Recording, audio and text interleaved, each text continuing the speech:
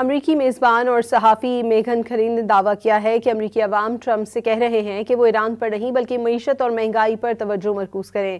میگھن کھلی نے اپنے بیان میں کہا کہ امریکی صدر ڈونلڈ ٹرمپ زوال کی جانب بڑھ رہے ہیں۔ ٹرمپ نے سفید فام محنت کش طبقے میں اپنا ووٹ بینک کھو دیا ہے۔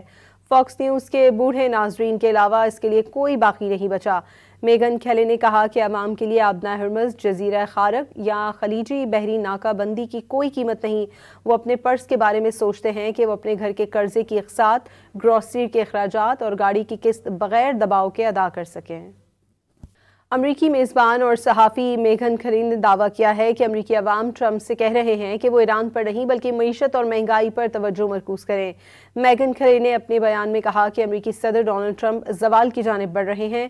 ٹرمپ نے سفید فام محنت کش طبقے میں اپنا ووٹ بینک کھو دیا ہے۔ فاکس نیوز کے بوڑھے ناظرین کے علاوہ اس کے لیے کوئی باقی نہیں بچا۔ میگھن کھلی نے کہا کہ عوام کے لیے آبنائے ہرمز، جزیرہ خارق یا خلیجی بحری ناکہ بندی کی کوئی قیمت نہیں۔ وہ اپنے پرس کے بارے میں سوچتے ہیں کہ وہ اپنے گھر کے قرضے کی اقساط، گروسری کے اخراجات اور گاڑی کی قسط بغیر دباؤ کے ادا کر سکیں۔